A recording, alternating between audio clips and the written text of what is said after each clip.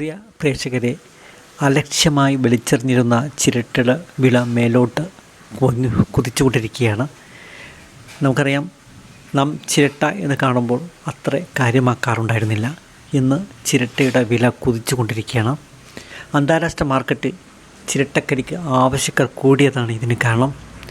2 മാസം മുമ്പ് വരെ 12 രൂപയായിരുന്നു ചിരട്ടക്കുണ്ടായിരുന്നത്. ഇപ്പോൾ കിലോക്ക് ചിരട്ടയ്ക്ക് 30 രൂപയാണ് വില എന്ന് നാം ഓർക്കണം. മാത്രമല്ല, ഇനിയും വില കൂടുമെന്നാണ് വ്യാപാരികൾ പറയുന്നത്. കേരളത്തിൽ ചിരട്ട കൊണ്ട് കരി നിർമ്മിക്കുന്ന കരി നിർമ്മാതാക്കൾ ഇല്ലാത്തതാണ് ഇതിന് ഒരു കാരണമെന്ന് പറയുന്നത്. മാത്രമല്ല, സൗന്ദര്യ വസ്തുക്കൾ നിർമ്മിക്കാനും അതുപോലെ കരകൗശല വസ്തുക്കൾ നിർമ്മിക്കാനും ഇന്ത്യക്കകത്തും ഇന്ത്യക്ക് പുറത്തും ആവശ്യക്കാരുണ്ട്. അതുകൊണ്ടാണ് ചിരട്ടയുടെ ഡിമാൻഡ് കൂടാൻ കാരണം. കഴിഞ്ഞ വർഷം ഇതേ സീസണിൽ തേങ്ങയ്ക്ക് 30 രൂപയായിരുന്നു വില ഉണ്ടായിരുന്നതെന്ന് ഓർക്കണം. എന്നാൽ ഇപ്പോൾ സമാനമായി ചിരട്ടയ്ക്ക് വില കൂടിയത് കർഷകർക്ക് ഏറെ ആശ്വാസകരമാണ്.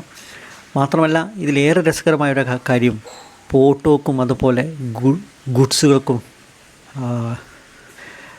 ഡ്രൈവർമാർ ചിരട്ട വീടുകളിൽ നിന്ന് ശേഖരിക്കുന്ന ജോലിയും ഏറ്റെടുത്തിട്ടുണ്ട്.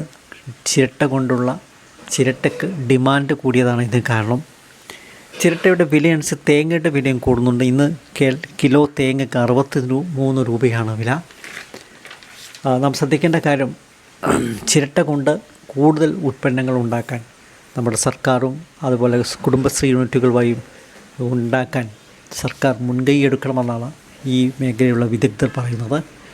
തമിഴ്നാട്, കേരളത്തിൽ നിന്ന് ചിരട്ട കൂടുതലും കയറ്റിപ്പോകുന്നത് തമിഴ്നാട് വിപണികളിലേക്കാണ്.